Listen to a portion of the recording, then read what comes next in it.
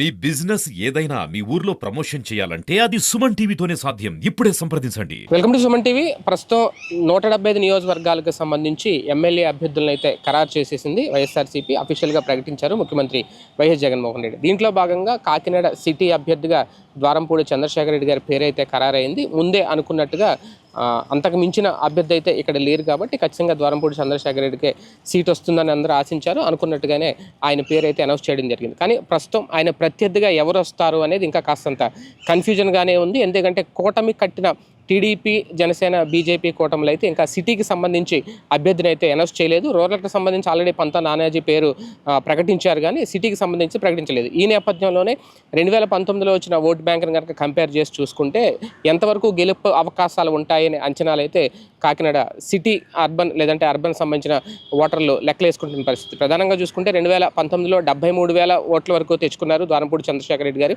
అదే నేపథ్యంలో తన ప్రత్యర్థిగా పోటీ చేస్తున్న తెలుగుదేశం పార్టీ అభ్యర్థి ఎవరైతే ఉన్నారో వనమాడి వెంకటేశ్వరరావు అలియాస్ కొండబాబు, ఆయన దాదాపుగా 59,000 ఓట్ల వరకు సాధించుకున్న పరిస్థితి. అలాగే అప్పట్లో జనసేన కూటమిగా లేదు కాబట్టి, విడిగా ఉంది కాబట్టి ముత్త శశిధర్ దాదాపు 30,000 ఓట్లకు పైగా సాధించుకున్నారు. ఆ రేషియోలో కనుక చూసుకుంటే దాదాపు ఇప్పుడు టీడీపీ, జనసేన కలిసి ఉన్నాయి కాబట్టి అప్పుడు భారతీయ జనతా పార్టీ నుంచి కూడా పెద్దిరెడ్డి రవికిరణ్ ఆయన బరిలోకి దిగారు బీజేపీ అభ్యర్థిగా. కానీ కేవలం ఒక 1,500 ఓట్లతో మాత్రమే సరిపెట్టుకోవాల్సి వచ్చింది. దాన్ని మినహాయిస్తే తెలుగుదేశం పార్టీ, జనసేన రెండు కంపేర్ చేసుకున్న దాదాపు 59 + 30 అంటే దాదాపు 90,000 ఓట్లు ఇప్పుడు టీడీపీ, జనసేన కూటమికి వచ్చే అవకాశం ఉంటుంది అనేది ఆ పార్టీ వేసుకుంటున్న అంచనా. కానీ వైఎస్ఆర్సీపీ అభ్యర్థి ద్వారంపూడి చంద్రశేఖర్ రెడ్డి గారికి అప్పుడు వచ్చిన ఓట్లు 73,000 ఓట్లు మాత్రమే. ఆ రేషియోలో చూసుకుంటే ఎవరు గెలుస్తారు, ఎవరు ఓటమి పాలవుతారు అంచనా 2019. కానీ 2024 వచ్చేసరికి 5 ఏళ్ళలో జగన్మోహన్ రెడ్డి గారి పరిపాలన కానివ్వండి, లేదంటే సంక్షేమం, లేదంటే అభివృద్ధి, ఇవన్నీ కంపేర్ చేసుకున్నప్పుడు అలాగే ఓట్ బ్యాంక్ గతంతో పోలిస్తే పెరుగుతుంది అనే లెక్కలు, అంచనాలు ఖచ్చితంగా వైసీపీకి ఉన్నాయి. కానీ యాంటీ ఇంకంబెన్సీ ఖచ్చితంగా ఉంటుంది ఏ ప్రభుత్వానికైనా.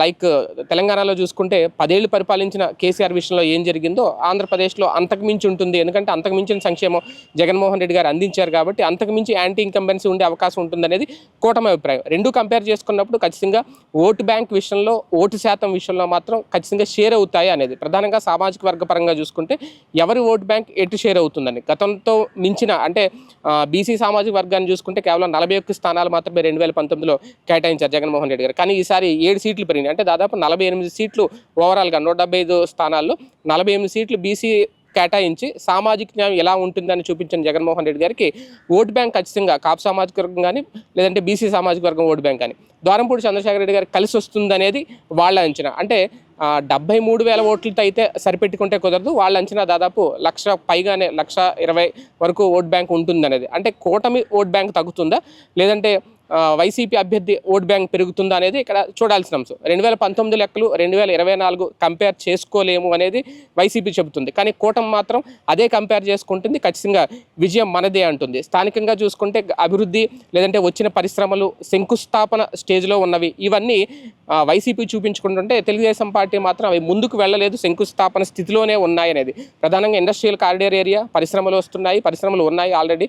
అలాగే పోర్టు ఉన్న ప్రాంతం కాకినాడ, ఇవన్నీ ప్లస్ పాయింట్లుగా చూసుకుంటుంది అధికార పక్షం. కానీ సంక్షేమానికే పరిమితం అయ్యారు, అంతకుమించి ఏం చేయలేదు అనేది కూటమి చెబుతున్నమాట. టీడీపీ, జనసేన కూటమి.